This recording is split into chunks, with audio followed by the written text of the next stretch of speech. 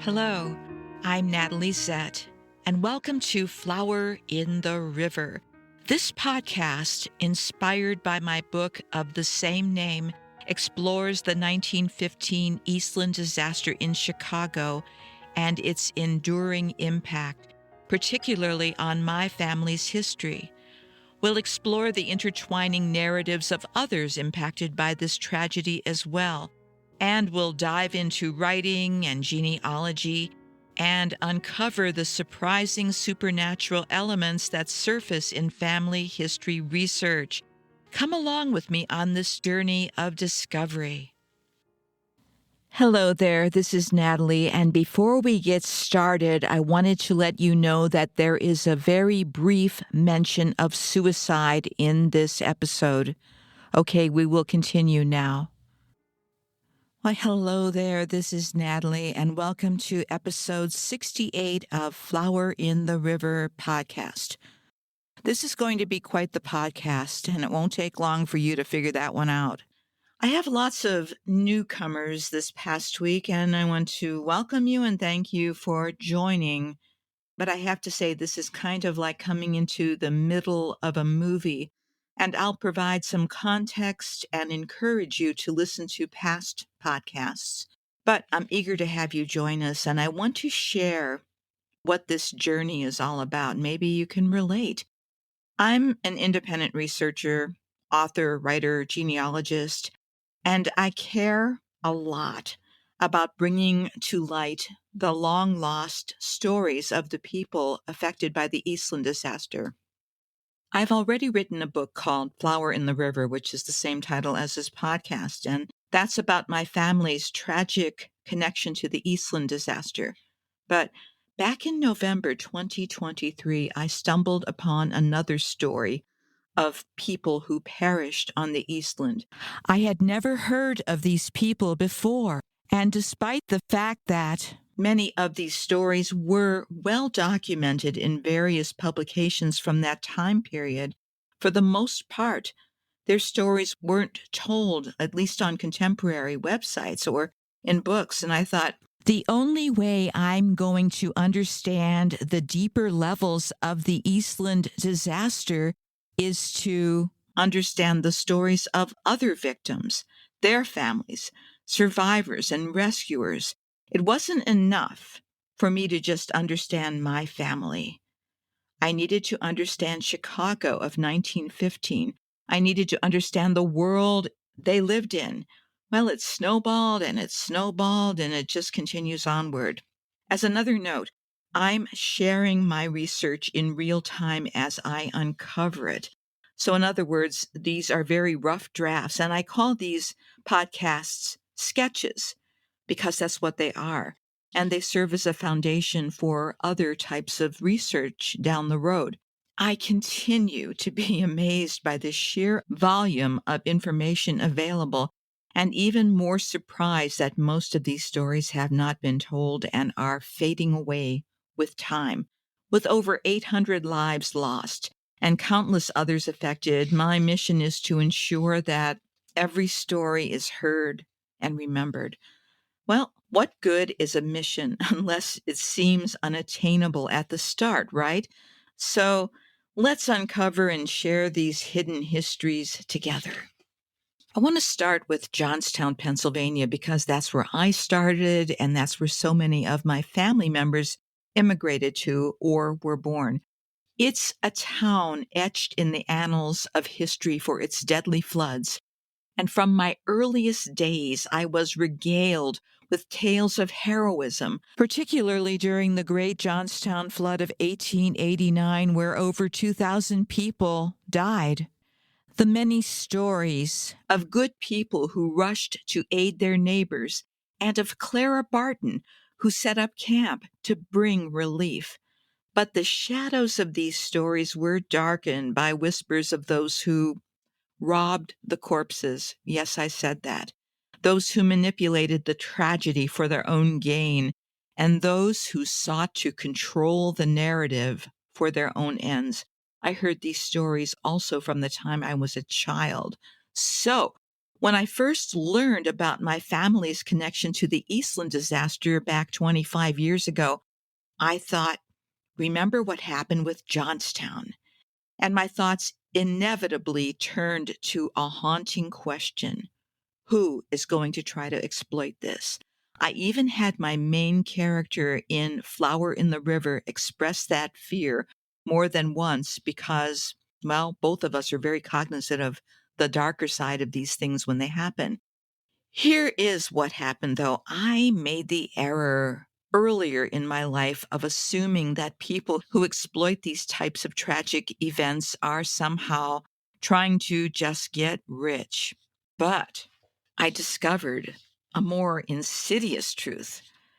The craving for attention can be just as addictive as any drug and sometimes supersedes greed. Some individuals will distort historical narratives, withhold information, twist facts, and fabricate stories, all for the intoxicating rush of control and recognition. Most of the time, in my experience, these individuals have no familial connection to these events either. So during my Eastland research, I stumbled upon articles about such a character who made me think, nope, not touching this guy with a 10-foot pole. But then I had a moment. I asked myself, what would my literary hero, Carl Sandburg, do? Now, Sandburg was not one to pull punches. He penned some very scathing articles about the Eastland disaster, often under pseudonyms, and even wrote a graphic poem that was banned for years. It's called The Eastland, and it begins, "Let's be honest now for a couple of minutes, even though we're in Chicago. Since you asked me about it, I'll let you have it straight. My guts ain't ticklish about the Eastland."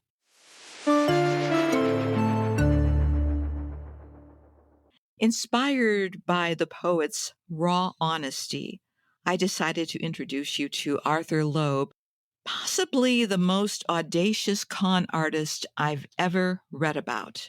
This guy wasn't your run of the mill fraudster hiding in the shadows. Oh no. Arthur Loeb was more of a look at me, I'm on the front page kind of con man.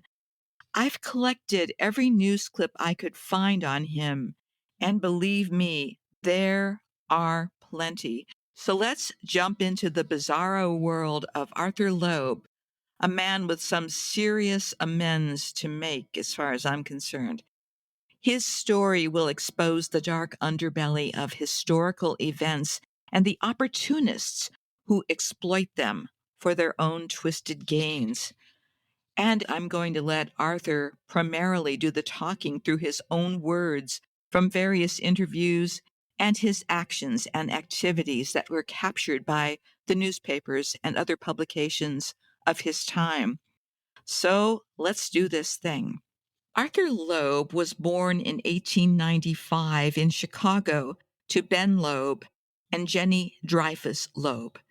Ben, his father, immigrated from Germany to Cincinnati, where they first settled, and they had three children: Izzy, or probably Isadora, Leo, and Carola. Somewhere between 1885, that was when Carola was born, and 1895, the family moved to Chicago, where Arthur was born. At that point, Ben was 53 years old and Jenny was 42. And I am not sure what Ben, the father, did for a living, but I think he was a laborer.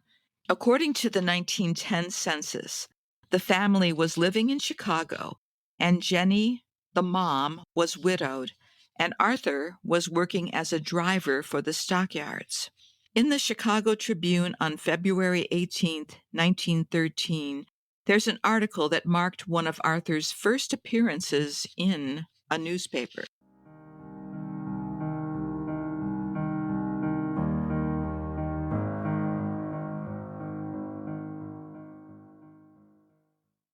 Headline: Fraud Reporter Locked Up.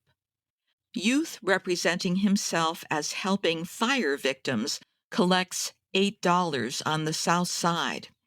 Arthur Loeb, who is about 18 years old and lives at 5003 Wentworth Avenue, was arrested yesterday. He obtained $8 from South Side residents by representing himself as a reporter for the Tribune.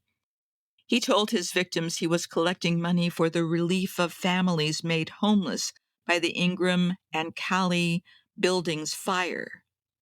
He was identified by 3 victims, Henry S. Gorbecht, R. Astenius, and Mrs. Mary Clark.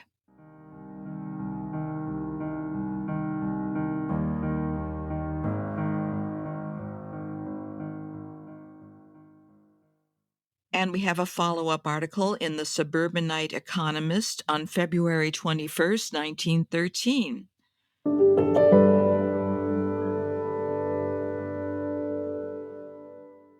Police have arrested a young man named Arthur Loeb who has been collecting money, claiming that he was authorized to do so for the relief of fire sufferers.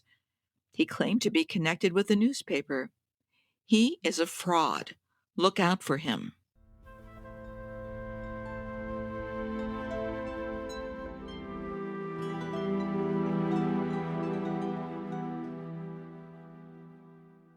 And finally, in the daybook, on 26th of March, 1913,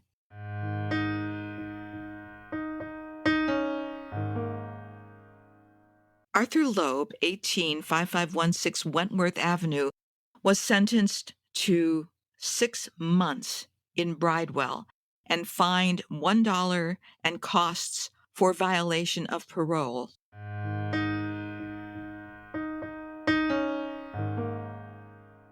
Note, the full name of this institution is the Chicago House of Corrections, aka the Bridewell.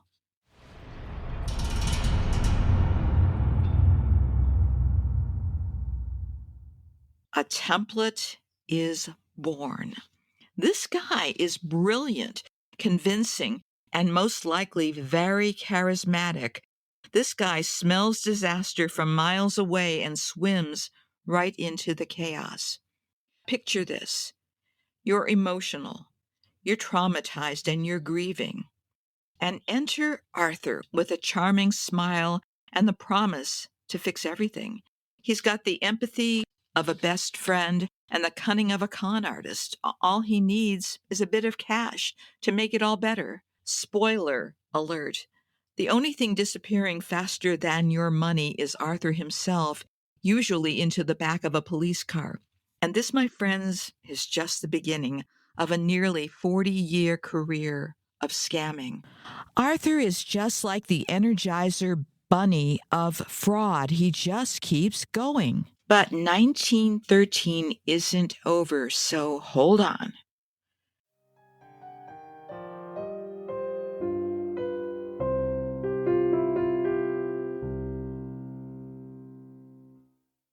The Chicago Daily Tribune article dated August 24th, 1913.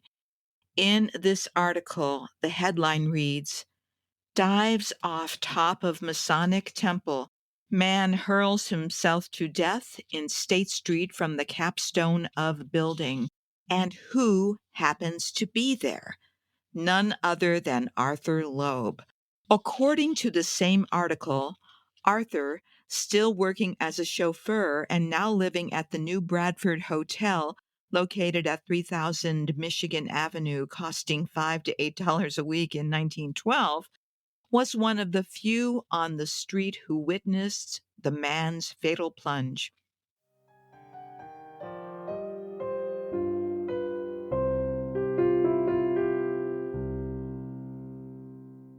Arthur recounted, "I heard someone yell, 'Look out!' and I looked up.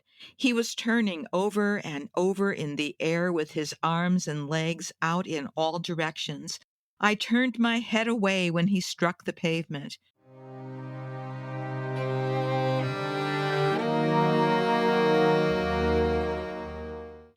This is just the beginning of Arthur Loeb's curious proximity to calamity. Is it coincidence, serendipity, or perhaps something more sinister? There's several things to note here. Number one, throughout all of these articles, Arthur often has different addresses, different names, different ages. There's a whole lot of deception going on with this guy, and it only gets more pronounced as time goes by. One thing I found in my research, but I can't corroborate, Arthur may have gotten married in 1913, and I wonder who the lucky woman was. We are now in 1914, and this is from the Naperville Clarion on the 11th of February, 1914. The headline is really brief. It's almost like a blurb. It says, "County prisoners may be put to work. Harry Loeb, alias of Arthur Loeb, took money under false pretenses." That's it. Now it is 1915 and Arthur Loeb is on the move. This is from the Houston Post, Saturday, March 6, 1915. Headline: Arthur Loeb now faces a highway robbery charge. He is accused of holding up an automobile party on Montgomery Road. Detectives Spradley and Goodson have filed a charge of highway robbery against Arthur Loeb, who was arrested shortly after an automobile party consisting of J.L. Hall and several friends were held up at points of pistols by a masked man and his pal on the Montgomery Road near the city limits.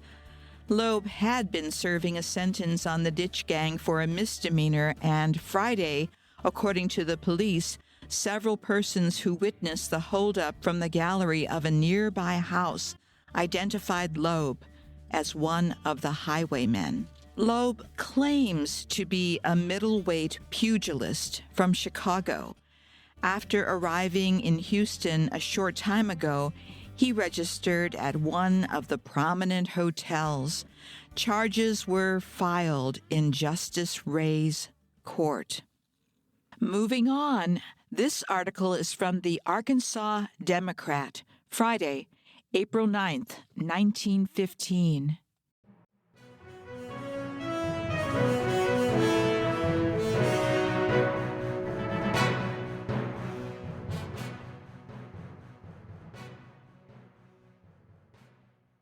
Arthur Loeb, alias Arthur Lang, who was arrested at the new Capitol Hotel yesterday afternoon by City Detective E.S. Jones, is still held at police headquarters pending an investigation by Earl C. Roddenberry, head of the Little Rock Bureau of Identification. Mr. Roddenberry this morning received a telegram from the chief of police at Houston, Texas, who states that Loeb was arrested there several weeks ago on charges of vagrancy and highway robbery. Loeb is apparently 24 years old. He is well educated and was neatly dressed. He at first claimed to have trained Jess Willard and said he, that would be Loeb, was the champion lightweight of the West. Note, Jess Willard was a real person. He was the American professional boxer who held the world heavyweight title from 1915 to 1919. Continuing with the article. He has with him letters from persons in San Antonio, Dallas, Fort Worth, Houston, and other Texas cities. Loeb visited Joyland skating rink Wednesday night and borrowed money of J.W. Lippincott, the owner. Loeb represented himself as being wealthy and said he would return the money as soon as he received it from his guardian. It is said he addressed a letter to his guardian asking for $25,000 to start an ice plant in Little Rock. After being closely questioned by the detectives, Loeb admitted he was never Willard's trainer and did not even know him. Loeb has a wound on his head, which he claims resulted from much hard working out with Willard at Havana. He had a fake telegram, which he presented to the S.R. Thomas Auto Company in efforts to, quote-unquote, borrow an automobile. The telegram stated he had an automobile en route to Little Rock and would arrive here in a few days. The officers in Texas, Chicago, Oklahoma have sent photographs of Loeb. The local officers will hold him until they fully investigate his record. Here's the follow-up article from the Arkansas Democrat, April 13th, 1915, and I'm reading all of this because another character in the Arthur Loeb story is his constant reference to his head injury. As we go along, you'll see he cites different reasons for that.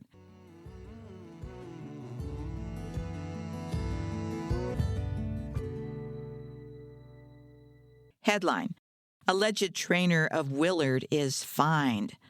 Arthur Loeb, alias Arthur Lang, self-styled trainer of Jess Willard, heavyweight champion of the world, arrested last Thursday at the New Capitol Hotel by City Detective E.S. Jones after he had attempted to stage several money-getting schemes, which smacked of, quote, get-rich-quick Wallingford style, was fined $50 and costs yesterday by Municipal Judge Fred A. Ising on the charge of vagrancy.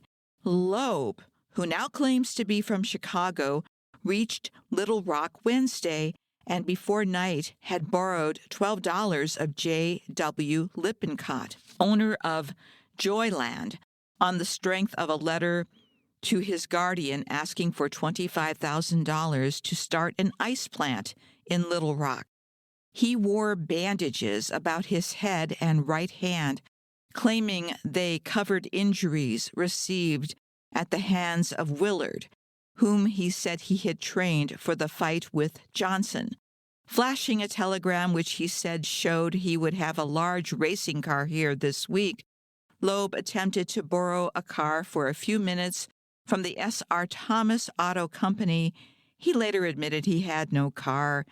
After his arrest by Detective Jones, Loeb persuaded a fellow prisoner to give him $5 to keep for him.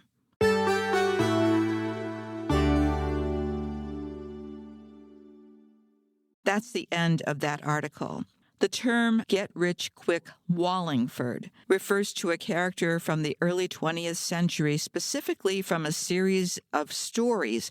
The character, J. Rufus Wallingford, is a charming con artist who engages in various schemes to make quick money, often at the expense of gullible investors. The stories were popular and highlighted Wallingford's clever but unscrupulous method. Life is imitating art at this point. Now we're moving to the first crescendo of Arthur Loeb's story. So he returns to Chicago, probably trying to figure out his next adventure, when the July 24th, 1915 capsizing of the Eastland happened. While most of us humans see that as a tragedy, Arthur saw opportunity. Just 4 days later, Arthur once again makes the papers. This is from the Detroit Free Press, July 28th, 1915. Headline: Eastland rescuer held on suspicion of looting.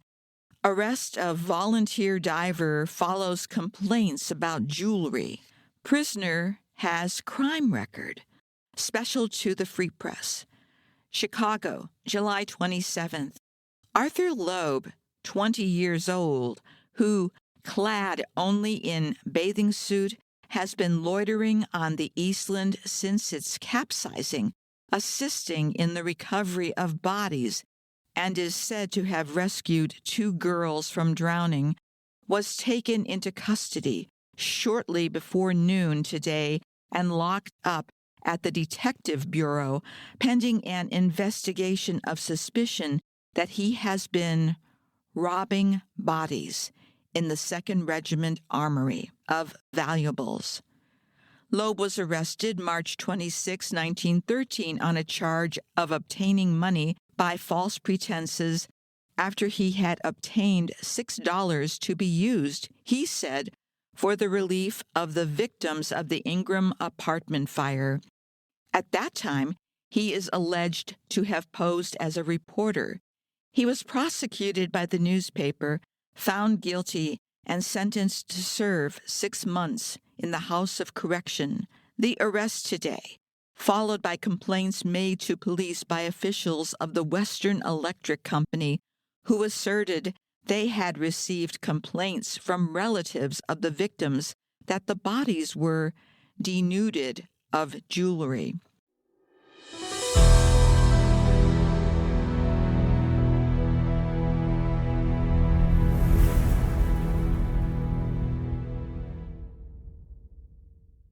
I really have no words for this. Yes, it's horrible. And besides myself, I have 2 regular podcast listeners who also lost a family member on the Eastland.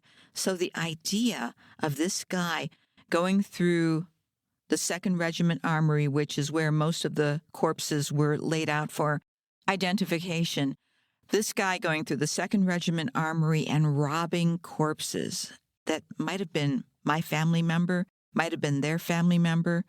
I have no words, but fortunately, the newspapers and publications of 1915 and beyond have a lot of words, so we will continue.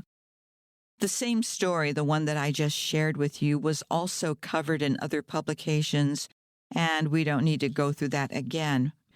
Continuing, this is from the Daybook in Chicago, 6th of August, 1915, headline, News of the Day Concerning Chicago.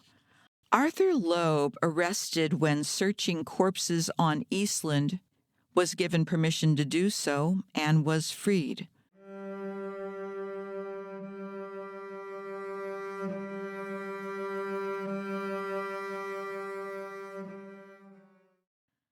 I was furious when I read that, and it only gets crazier as the years go by.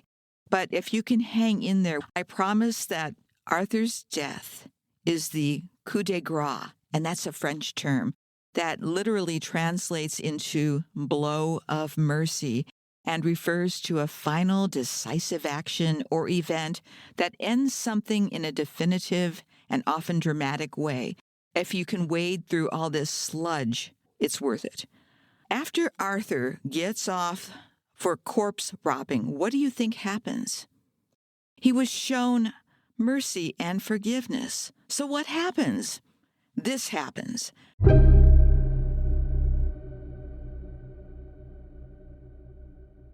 The Daybook, 16th of August, 1915, Arthur Loeb, chauffeur, arrested and exonerated in connection with alleged robbing of bodies of Eastland victims, again arrested, this time for beating man he had nearly run down.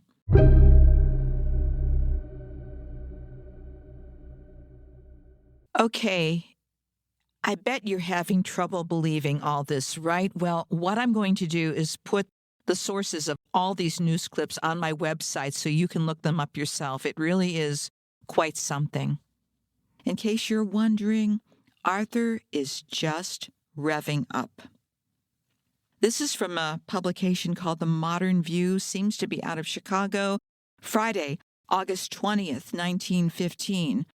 Arthur Loeb, a member of the Chicago Yacht Club, was standing on Clark Street Bridge when the Eastland capsized and witnessed the struggles of 2 girls in the river.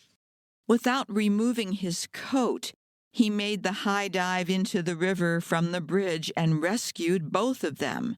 Note, this is from me. Arthur, who hails from very humble beginnings, is now trying to fake it until he makes it among the high society elite. This is his latest stunt, pretending to be the member of the Yacht Club. Arthur's schemes are evolving, expanding from preying on the grieving to hobnobbing with the rich and famous. His bag of tricks just keeps getting bigger and more ridiculous. By August of 1915, Arthur goes to Detroit. Wait till you hear this one. This is from the Detroit Free Press, Monday, August 23rd, 1915. Headline: Rescued 38 lives and 67 bodies in boat tragedy. Arthur Loeb, professional diver, to lecture on Eastland disaster in Chicago River. 38 lives were saved and 67 bodies were rescued in the Eastland disaster in the Chicago River, July 24th, by Arthur Loeb, a professional diver who came to Detroit Sunday to lecture on his experiences. Mr. Loeb intended to be a passenger on the ill-fated boat, but arrived at the wharf too late. He then went on the Clark Street Bridge and watched the steamer as it moved away from the dock. When it listed and turned over, he looked on it in horror until aroused by the cries of two girls struggling in the water near the bridge. Casting off his coat and shoes, he dived from the bridge and succeeded in putting them aboard the tug Racine before being compelled to strike one who dragged him under the water. He worked for 72 hours without rest and was then rushed to a hospital where the surgeons put 21 stitches in his head to close a wound received in diving into the hull. Mr. Loeb carries a medal awarded him by Chicago citizens for heroic conduct.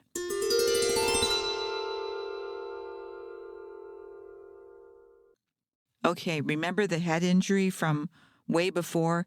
Now it's worked its way into the Eastland story that Arthur Loeb is successfully peddling, by the way. And another thing I want to say, when I was looking at the Chicago newspapers, various newspapers, Daybook, Tribune, and some of the smaller publications, there is absolutely no record of Arthur Loeb assisting with anything regarding the Eastland other than, corpse robbing. So that's that. But it's 2024 as I'm recording this, and something like the lecture circuit might not mean a whole lot to modern listeners. So you probably know that news didn't really travel back then like it does now. You could easily go to another city, do your thing, and be gone before anyone ever heard about it. At the turn of the 20th century in the United States, lectures and the lecture circuit were vital for education, intellectual exchange, and community engagement. Lectures provided accessible learning opportunities and cultural enrichment, fostering public discourse and social cohesion. Influential figures like Susan B. Anthony and Frederick Douglass used lectures to advocate for reform and spread important ideas. Lectures also served as popular entertainment, offering diverse topics that captivated audiences. For many speakers, the circuit was a lucrative career path. Arthur Loeb also hit the vaudeville circuit. What's vaudeville? Vaudeville was also, at the turn of the 20th century, a popular form of entertainment in the United States, and there were troupes of vaudevillian performers who traveled from town to town trying to find stages to perform on, and it was characterized by variety acts of comedy, music, dance, all kinds of stuff, and performers often toured extensively, seeking out venues and audiences across different towns and cities. So, Arthur Loeb, who falsely claimed to be a rescuer from the Eastland disaster, took to both the lecturing and vaudeville circuits to capitalize on his fabricated heroism. And I bet, all things aside, Arthur Loeb must have been a heck of a storyteller because he deceived a lot of people. And let us not forget his two favorite things, financial gain and public attention. I think Loeb was addicted to attention. And he continues to expand his horizons. It's 1915, and Arthur continues moving on. Now he's in Washington, D.C. This story is from the Times-Herald, Washington, D.C., from August 9th, 1915. What happens is he's telling the same story, and his story, for the most part, it expands, but his core story, the one about his rescues on the Eastland, stays the same. But now he tells the same story with this addition.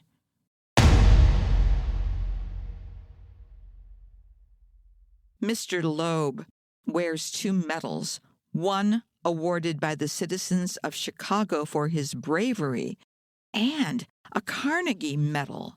Mr. Loeb will appear at the Lafayette Theater on East Street today and tomorrow. Okay, so he's able to keep moving because, again, there's a lack of national media at that point, and there wasn't the instant communication like we have today. What's a little bit confusing is how law enforcement agencies communicated with one another. What I've read, law enforcement was localized and less coordinated across state lines. That was what I read in various publications.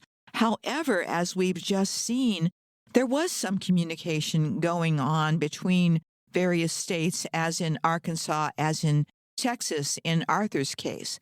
But there was no national database and no real efficient way for authorities in one state to quickly share information with those in another. That's general, but as you can see, there are exceptions to that rule. And there was high mobility. A person like Arthur could hop on a train and be in the next city before anybody realized what he had done. There were no public records or identification the way that we have them, meaning that it made it difficult to track individuals across state lines. So this guy could use different names and slightly alter his date of birth, everything else, without getting detected for very long. And somebody speculated that people were generally more trusting and less skeptical back then of individuals' claims, especially if those claims were dramatic and compelling. I have to say, that still is the case even now. I mean, how many con artists have we read about in the last few years? Bernie Madoff, anybody? So that's a high-level explanation of how he was able to move in the way that may have you scratching your head. So Arthur Loeb was really making the rounds in 1915. I have similar articles from Washington, D.C., New York City, Omaha, Nebraska, Buffalo, New York, and Kentucky. And here's another one from Washington, D.C. This is October 8th, 1915, Evening Star.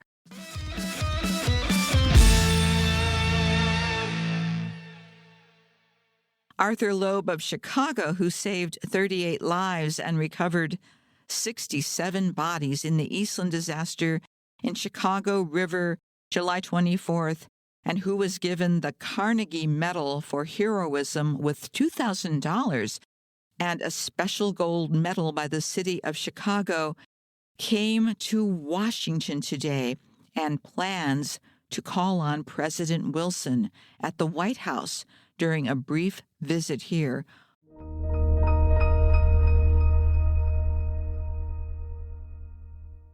Holy smokes. So he's really giving himself quite the promotion, is he not? I'd like to talk about this Carnegie Medal that Arthur said he was awarded. Well, there actually is a Carnegie Medal Fund Commission website with a list of all the Carnegie heroes from the time the award was created. Quote, "The twofold mission of the Carnegie Hero Fund Commission to recognize and support those who perform acts of heroism in civilian life in the United States and Canada."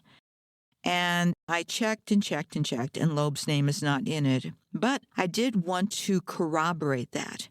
And fortunately, I got lucky. This is from the Springfield News-Sun from May 30th, 1916.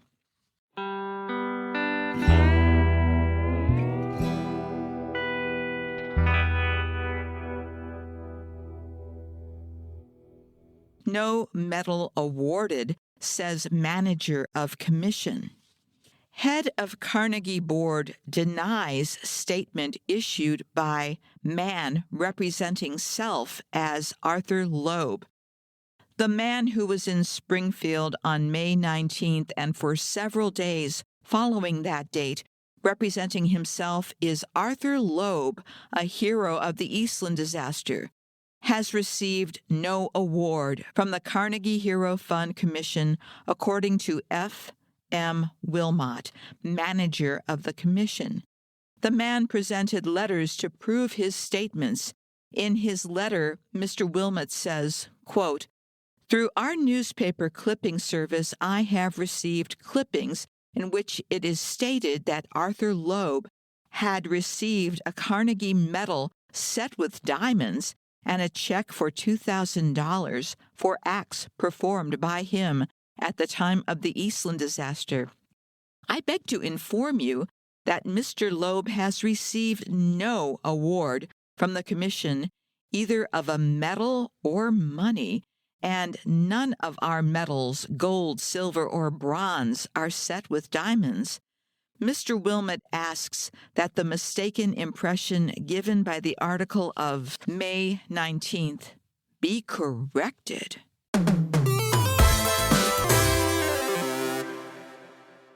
He was busted, right? Did that stop Arthur Loeb? What do you think? Nah. Arthur Loeb went full steam ahead and kept performing through Ohio to Florida and Georgia. That's the articles I was able to find. But something must have happened, because by January 19th, 1917, he married Gertrude Thomas of Cleveland, Ohio, and our Arthur settled down for a little bit. This is from the Chicago Tribune.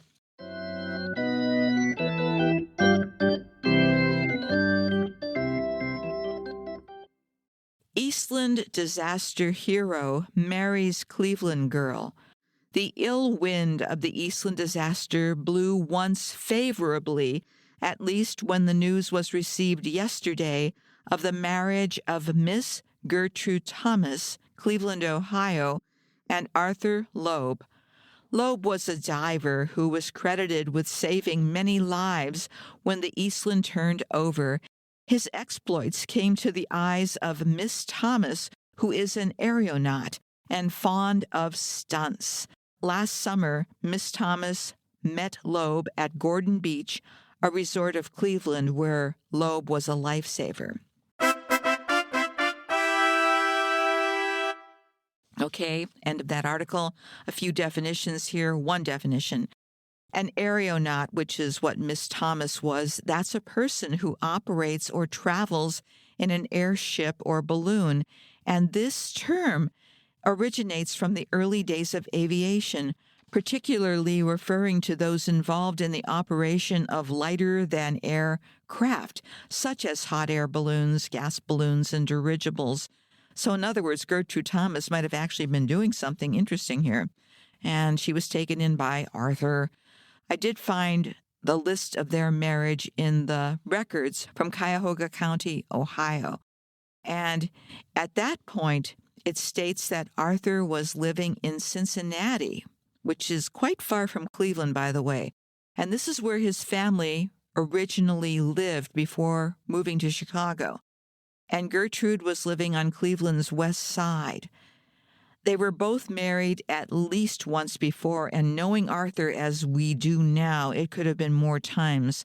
Arthur was 27 and gives his occupation as diver, which differs from what the Chicago Tribune wrote, since they said he was a lifesaver, otherwise known as lifeguard. So what do you think he's going to do now? Do you think he's going to calm down and behave himself? Between the time he got married until May 1918, he still had time to lecture all over the place. And he was making his way to Hawaii, and at that point he added to his resume, just 1 year after the Eastland disaster, Loeb again won fame by his work following the Cleveland tunnel explosion. So now he's got the guy jumping out of the building, he's got the Eastland disaster, and now the Cleveland tunnel explosion. And there was a significant incident known as the Cleveland Waterworks tunnel disaster, which occurred, ironically, on July 24th, 1916. During the construction of a water intake tunnel under Lake Erie, workers encountered a pocket of natural gas, which led to a catastrophic explosion. This disaster resulted in the deaths of 11 workers and 10 rescuers who succumbed to toxic fumes while attempting to save the trapped men. That's from Cleveland Historical Ohio Memory. As someone who grew up in Cleveland, I'd never heard of this either. Arthur continued, and he was lecturing, performing, or maybe on the run in 1916, so I'm not sure how Arthur could have managed to be around for the Cleveland Waterworks tunnel disaster and fit that into his demanding lecturing schedule. And here's another one. I found a document called the Recruiter's Bulletin. I found it on Google Books. I'm not sure if all the armed services had this, but in 1917, there was a listing here.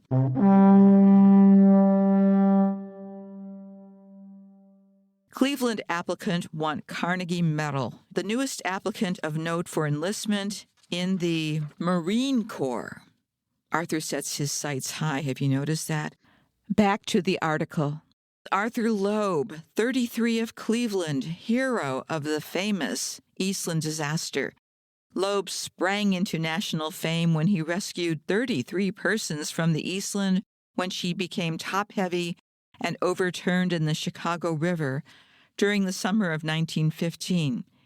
He received a Carnegie Medal. He was rejected by the Marine recruiting sergeant at Cleveland because of a bursted blood vessel, but immediately left for Washington to undergo an operation. Oh my. Well, things, as you can imagine, they didn't work out with Gertrude, and by 1919, Arthur was in the news again, still doing his Eastland shtick. But he made a detour to Hawaii, and I'm going to warn you that things are going to sound all confusing in some ways, but I think that's part of Arthur's shtick as well, to keep things vague and confusing. Here's an article from the Hilo Daily Tribune. This is August 26, 1919. Hero of Eastland tells exploits. Arthur Loeb sports Carnegie Diamond medals for saving many lives. Scars, proof of action. Dived 247 feet into the hull of a ship in Honolulu Harbor. Says Mr. Loeb, "Yes, I'm the hero of the Eastland," said the large young man, sitting down on the extra chair in the office. Quote, "I brought up 38 live people and 67 dead bodies and received 2 gold medals from Chicago and the North Shore citizens." His name is Arthur Loeb. Quote, "I am the only man in the world with the Carnegie Medal for bravery with 5 diamonds worth $10,000, he continued. "I have been in 3 disasters in 3 years and have saved lives in every one. I dived into the hull of the Eastland and struck my forehead on an iron fitting, and I am the only man alive today with a broken blood vessel in the brain and a fractured skull. Only one alive." Here the young man bent over and held his breath while a hideous and purple lump commenced to raise on his temple where his skull was lost or missing. He kept this up until he was implored to stop for the sake of others present. Quote, "No one has ever known the real story of the Eastland disaster, but I am going to tell it right here in Hilo," he continued. "You see, she was chartered for 2,200 passengers, and there were 4,000 on board.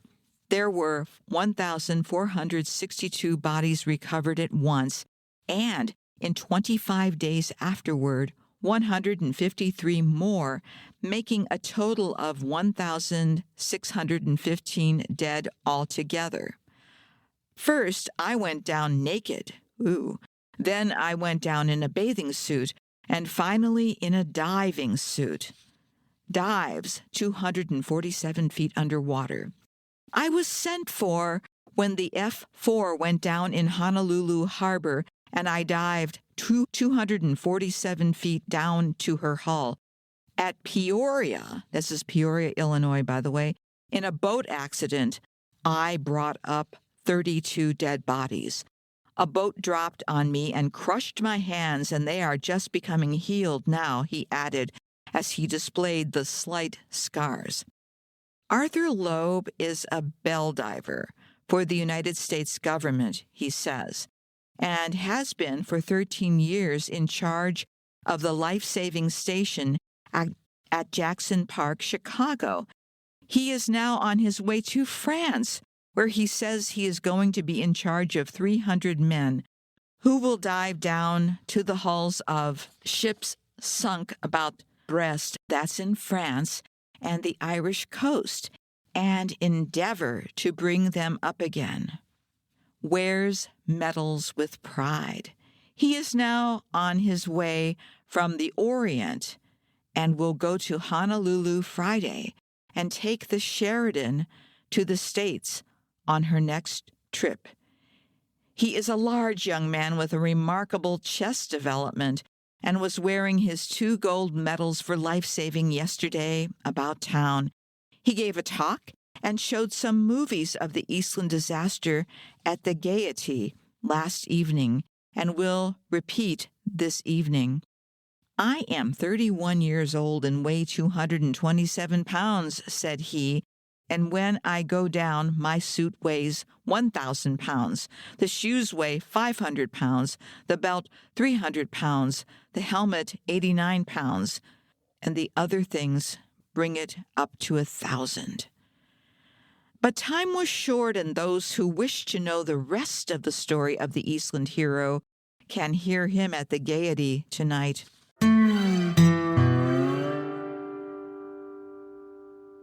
Why, he's quite the tease, isn't he, our Arthur? Anyway, now here it gets a little kludgy, so bear with me. So, by November 9th, 1919, the Oregon Daily Journal reports that Arthur and his brand new wife are stuck in Hawaii. I'm going to try to condense this story. So, he's somehow stranded in Hawaii near Mauna Loa, the volcano which just exploded, according to him. And I'm thinking apparently by now even nature cannot take this mess anymore. He was with some companions with the intent of, quote unquote, bagging a shark. I will spare the details because they're way gory, but for all his trouble, he said he bagged a 19-foot shark and now had a collection of shark teeth to add to his collection of other shiny objects. He's much like a crow when you think about it. Anyway, so Arthur then went on a rant about sugar and pineapple and then claimed to have discovered, wait for it, the champion hula dancer of the world because, as we know by now, Arthur likes to be around successful people. But here comes the love story.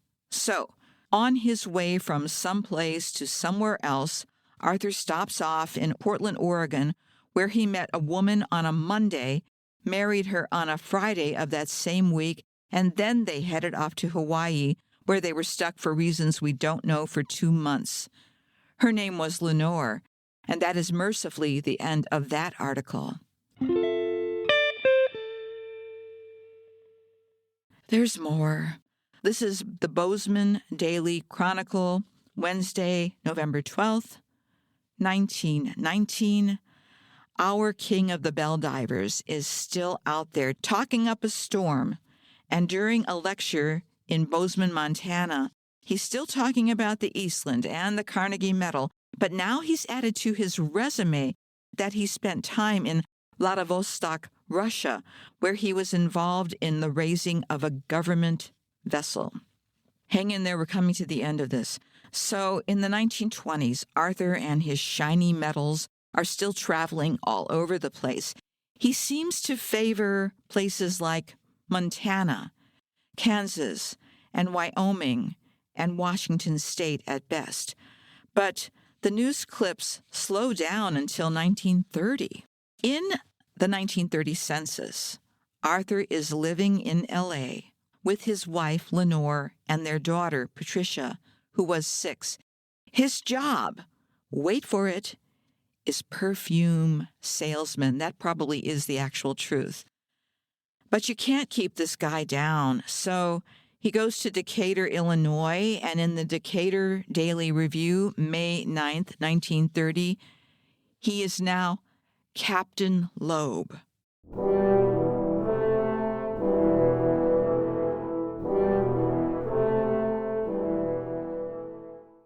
And the headline is Captain Loeb, Real Hero, Led Life of Adventures in Deep Waters.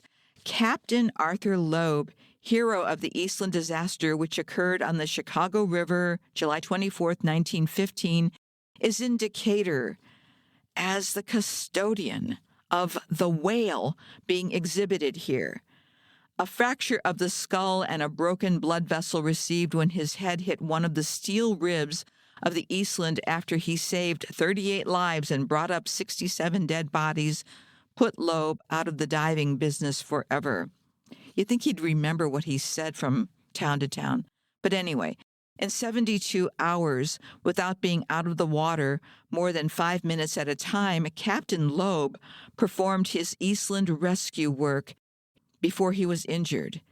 In 135 minutes, he had saved 38 lives. His reward was a Carnegie Medal and $20,000 in cash. The Eastland hero is the former champion deep-sea diver of the world. He won the world's record in 1915 in Honolulu, raising the submarine F4 from a depth of 287 feet. I thought he couldn't dive anymore. Anyway, a ring, oh God, and here we go again. A ring on his finger was taken by him from one of the skeletons he found. As the hero of the Cleveland Tunnel explosion, July 24, 1916, Captain Loeb was the first man to enter the death hole at crib number 5. He brought out 4 individuals whom he saved and rescued 13 bodies from a watery grave. We're not done yet. Lusitania. When the Lusitania disaster occurred, Captain Loeb went out to make an attempt to locate the ship, but it had sunk too deep. Banned from diving by his skull fracture and broken blood vessel, Captain Loeb now spends his time as captain of the Hercules, a whaling vessel operating at Long Beach, California. End of article. So what he's doing is now he's going around exhibiting this whale or something. And this made me think of the Minnesota State Fair and Little Irvy, the frozen whale. Have you heard of this? So there really was a Little Irvy, and my friends who grew up in the Twin Cities and around Minnesota recall going to the Minnesota State Fair as children and seeing Little Irvy on exhibition. Little Irvy was a 20-ton whale who was sadly harpooned and then frozen with liquid nitrogen. This was 1967, and Little Irvy and his owner, if you want to call him that, spent the next 25 years going around the United States in a refrigerated truck, displaying Little Irvy as a sideshow attraction. Had Arthur been born later or lived longer, He could have been part of the state fair circuit with the medals, the rescue stories, and the whale. Oh, blow the man down, bullies, blow the man down. To me way, blow the man down. Blow the man down, bullies, blow him. But in the 1940 census, here's the reality. Arthur is still in L.A. working as a salesman, but now claims to be widowed. I did additional research, and his daughter, Patricia, sadly died at the age of 13. We're getting near the end here, folks. This is from the Oregon Journal, July 5th, 1946. By 1946, he's gone Hollywood, and now, according to him, is either directing films or working as an extra. It is really hard to read through this mush, but in an article, they did mention that he was allegedly involved with a film called Bad Bascom with Wallace Beery. And of course, there's no record of Arthur in this film, but he is living in L.A., and Lenore, his late wife, has miraculously risen from the dead because she is also mentioned in this 1946 article. In the 1950 census, Arthur is unemployed, and he states he's unable to work and is still married to the resurrected Lenore. He's 55. Then, in 1964, at 68 years old, Arthur died in the gift shop of the Stardust Hotel in Las Vegas. His job on the death certificate was listed as salesman of ladies' general merchandise, and the informant of his death was his wife Lenore, who was still very much alive, and she lived until 1983.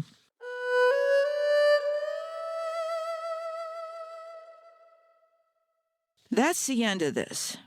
And I know this was a long one. This is the longest podcast I've done in a while, but I had to get all of this in because this is so unbelievable. And of all the people associated with the Eastland, Arthur Loeb has been the easiest one to research right out of the gate. I was able to find 55 records about him, including census records, newspaper articles, and death records. In corporate language, you might call that low-hanging fruit. It was so easy to find. Yet, here's what makes no sense to me.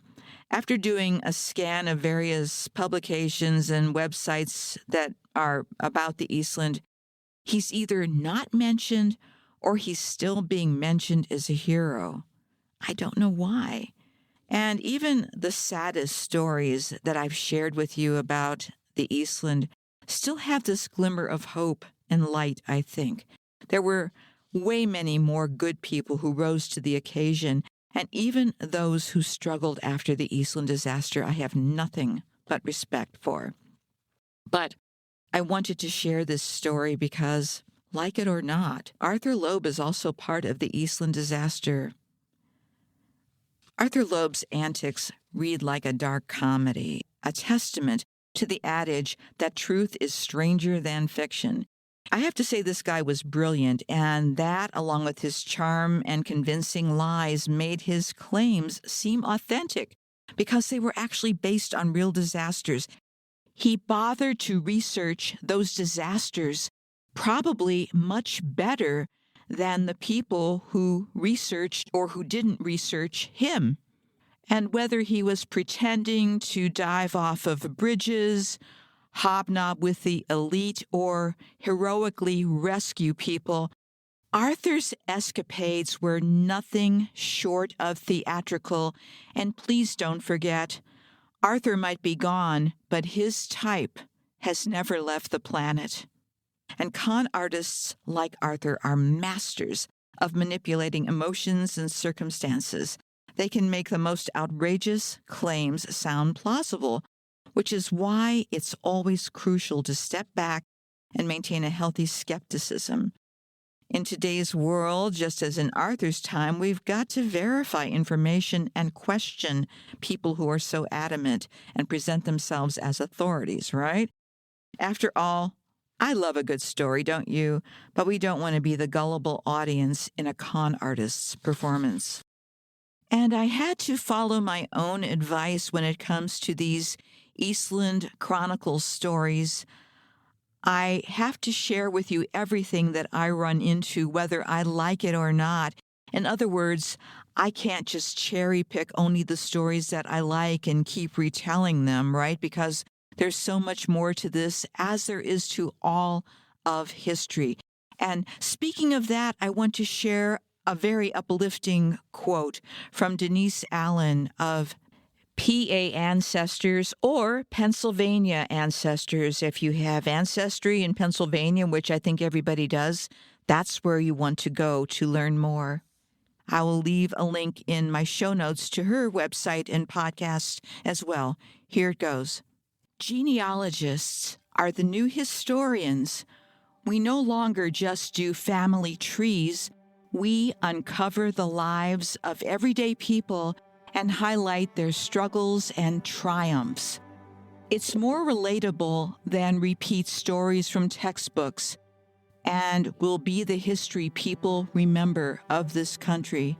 Thanks for that, Denise. Talk to you all next week. Have a good one.